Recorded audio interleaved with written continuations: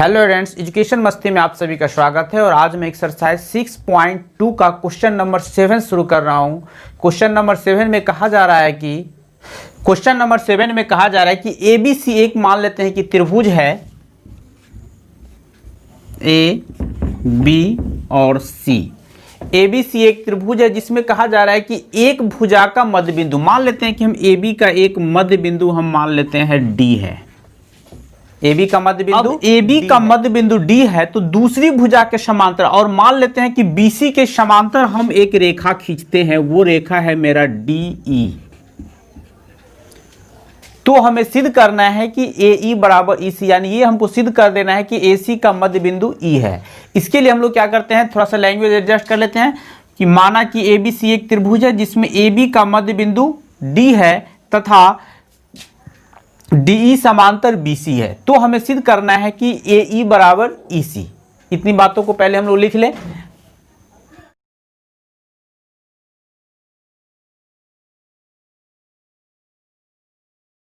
लिया कि माना कि ABC एक त्रिभुज है जिसमें AB का मध्य बिंदु D है, यानी जब मध्य बिंदु D है इसका मतलब हो गया कि AD बराबर हो गया मेरा DB। इसको इक्वेशन 1 मान लेते हैं तथा ये हमें दिया हुआ है कि DE समांतर है BC का। सिद्ध करना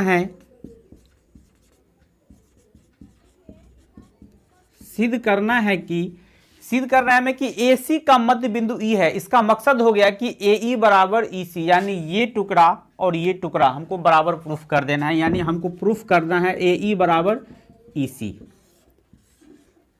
त्रिभुज ABC में DE पैरेलल है BC का। चूंकि त्रिभुज ABC में DE ये रेखा इस रेखा के समांतर है, इसका मतलब हो गया कि इसीलिए थेल्स प्रमेय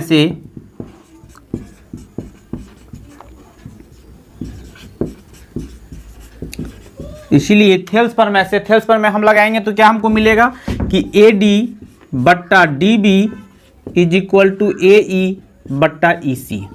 यही था हमें कि थेल्स प्रमेय के लिए ये टुकड़ा बट्टा ये टुकड़ा इज इक्वल टू ये टुकड़ा बट्टा ये टुकड़ा लगेगा। फिर अब देख रहे हैं कि AD बट्टा DB, AD किसके बराबर है, यहां देख सकते हैं आप, AD है DB के बराबर, यानी AD के बदले में हम DB लिख दें तो क्या हमें मिल जाएगा, DB बट्टा DB इज इक्वल टू हुआ मेरा AE बट्टा EC।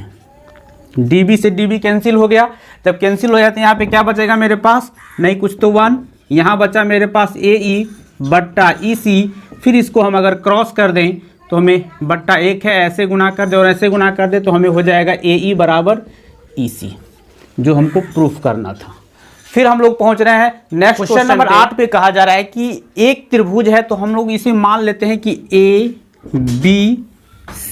ABC एक त्रिभुज है। इसमें कहा जा रहा है कि दो भुजा का मध्य बिंदु हम मान लेते हैं कि AB का मध्य बिंदु हम मान लेते हैं D और AC का मध्य बिंदु मान लेते हैं हम E।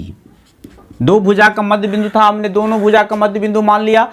एक भुजा का मध्य बिंदु D माना और AC का यानी दूसरे भुजा का मध्य बिंदु E माना। कह रहा है दोनों को मिलाने वाली रेखा, अगर इस दोनों रेखा को हम मिला दे तो ये DE मिला। कह रहा है ये मिलाने वाली रेखा तीसरी भुजा यानी BC के समांतर होती है।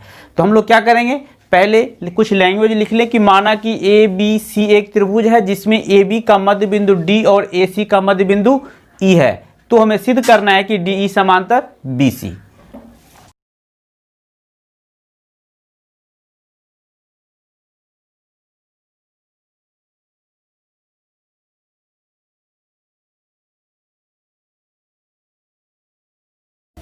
हमने लिख लिया कि माना कि ABC एक त्रिभुज है जिसमें AB का मध्य बिंदु D और यहां देख रहे हैं और AC का मध्य बिंदु E है। तो हमें सिद्ध करना है कि DE समांतर BC।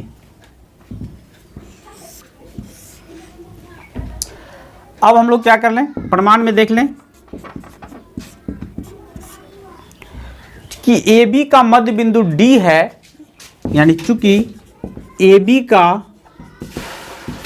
मध्य बिंदु D है, इसका मकसद हो गया कि AD जितना होगा उतना ही DB होगा, यानी AD इज इक्वल टू हो गया DB।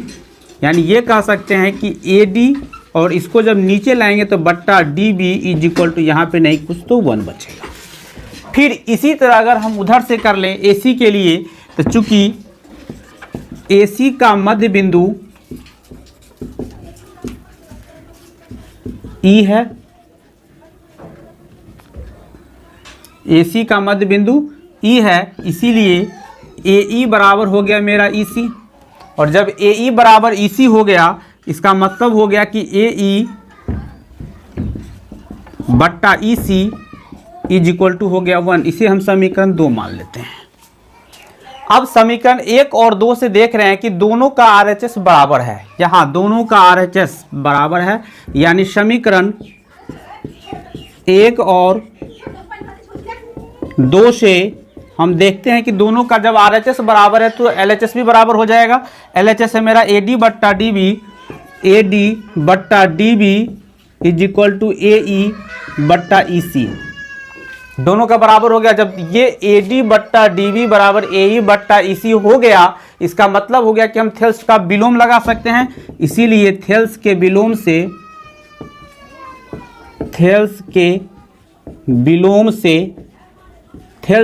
से हमें क्या मिल जाएगा कि इसका जो तीसरी भुजा होगा यानी DE समांतर हो जाएगा BC का।